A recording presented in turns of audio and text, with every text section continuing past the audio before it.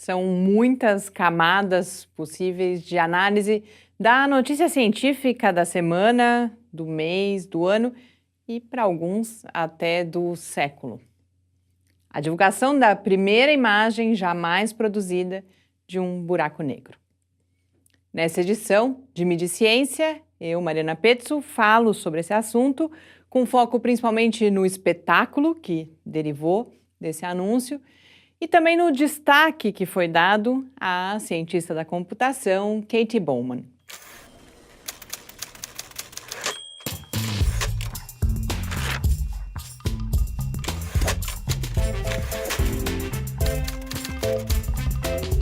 A essa altura do campeonato, se você não viu a foto, ou se o nome e o rosto sorridente de Katie Bowman não são familiares para você, você deve estar assistindo essa coluna em algum outro planeta.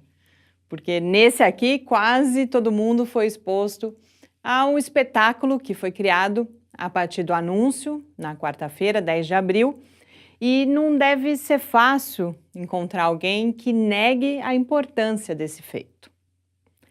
Mas quantas pessoas conseguem explicar de onde vem essa importância? Ela vem da possibilidade de novas descobertas sobre os buracos negros? Eu imagino que sim, mas confesso que não consegui ter clareza do que a imagem acrescenta àquilo que já se sabe sobre buracos negros. Será que a importância vem do sucesso de um trabalho coletivo que envolveu mais de 200 pessoas em vários países e de um avanço tecnológico que nos permitiu captar sinais emitidos quando o ser humano nem sonhava em existir? Certamente, mas o detalhamento e o destaque a esses avanços só aparecem em alguns poucos textos. Será o mais importante o fato da imagem ser praticamente idêntica às que foram produzidas em simulações e, assim, confirmar mais uma vez a teoria da relatividade geral? Sem dúvida. E aqui a gente precisa lembrar de uma coisa que também apareceu muito pouco. A informação de que quem previu os buracos negros a partir da relatividade foi Karl Schwarzschild, e que Albert Einstein resistia à ideia dos buracos negros realmente existirem.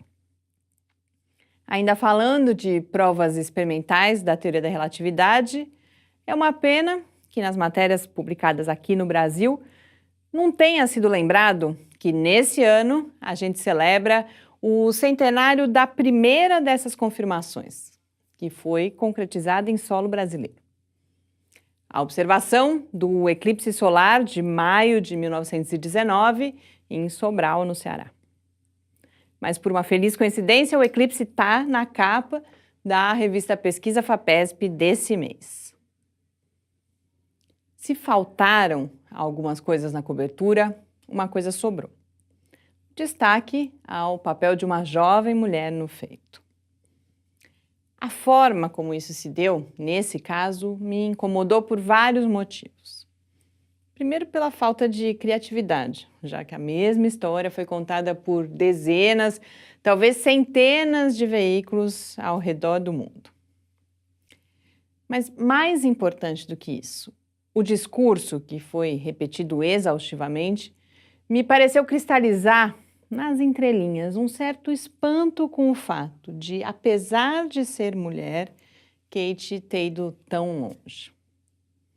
Katie, aliás, não é a única mulher envolvida na produção da imagem. Elas são quase um quarto da equipe. Mas, mesmo assim, Katie é sempre apresentada como aquela que tornou possível o sucesso do esforço de astrônomos, engenheiros e matemáticos. E não venham me dizer que em língua portuguesa o masculino é universal ou algo do tipo. Em frases como essa, dói nos meus ouvidos a exclusão de astrônomas, engenheiras e matemáticas, mesmo com todo esse auê em cima de Catherine Bowman. Margaret Hamilton, que foi comparada a Catherine em mais de uma ocasião, também é apresentada como aquela que ajudou o homem a chegar à Lua. O homem. Se tanto tempo depois, uma mulher em papel de destaque no universo científico continua sendo tratada como coadjuvante, como exceção, e é motivo de tanta comoção, talvez seja por causa do jeito como a gente veio falando ou deixando de falar sobre elas ao longo desses 50 anos. Já passou da hora de encontrar um outro discurso que dê visibilidade às mulheres cientistas, mas sem tratá-las como animais exóticos em exposição. Boas leituras e até a semana que vem.